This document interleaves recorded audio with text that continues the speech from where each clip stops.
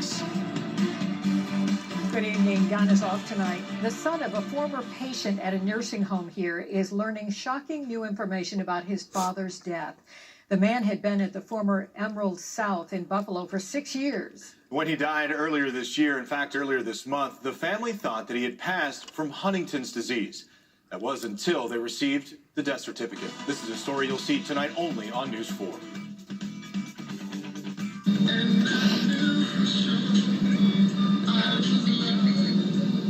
Emotional moments for Terrell King and his mother, who found themselves at the bedside of Terrell's father, Timothy Swink, late last month. Soft music plays from a cell phone, a final plea for Terrell to his dying father to hang on to life. Fight, fight, fight, fight. Daddy, fight. 60-year-old Timothy Swink died just a few days later. His nurse said she wanted to give him a shot of morphine so he wouldn't be in pain. And I said, okay, fine. And I went home, and I got a call at 3:15, and they said my father was dead.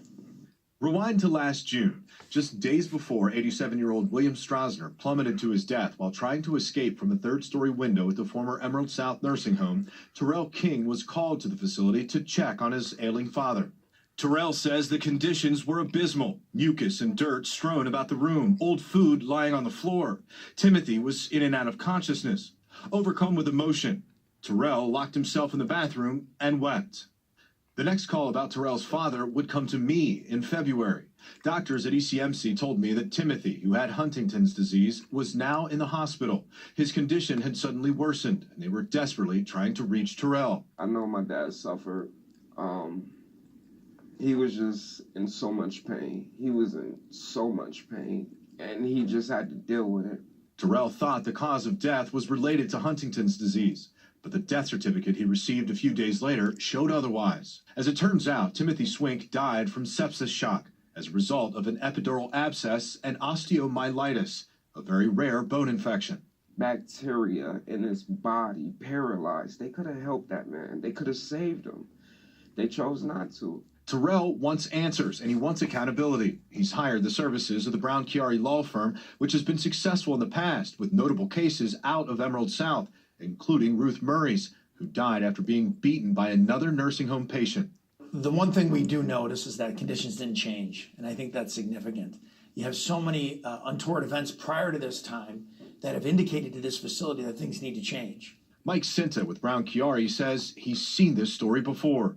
The way you die is important, and everyone's entitled to die with dignity. And oftentimes that's just taken away from someone, and they die without their dignity.